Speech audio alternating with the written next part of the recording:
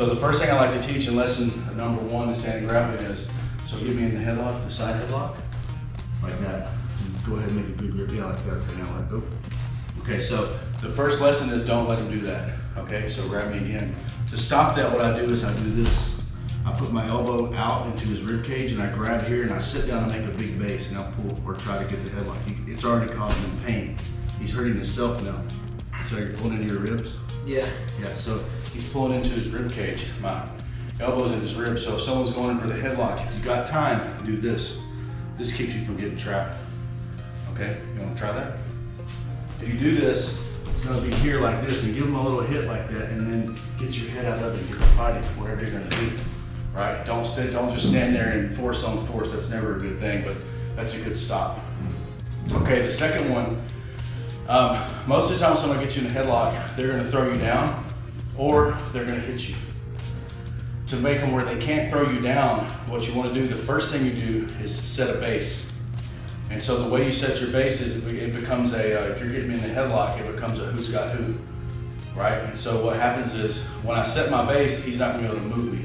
So what I want you to do, Gideon, is grab me in the headlock and start throwing me around like this, like you're trying to throw me down.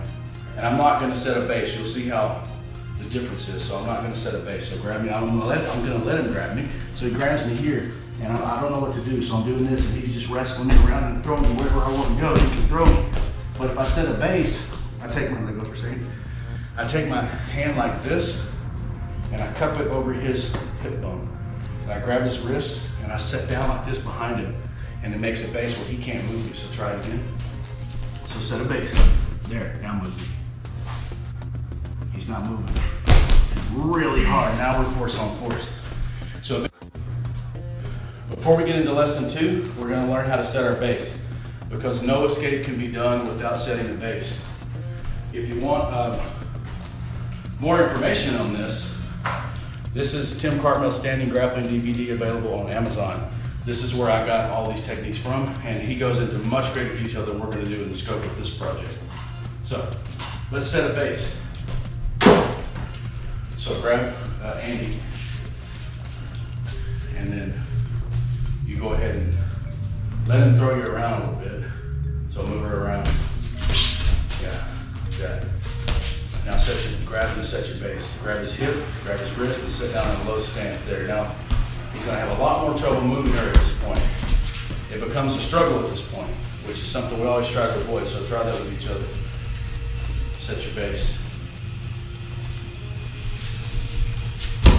Okay, he's got nothing, now he's got her. Who's got who now, right? So now you're settled. Okay, you can never start your escape without setting the base. It's just you're compromised. You don't have anything.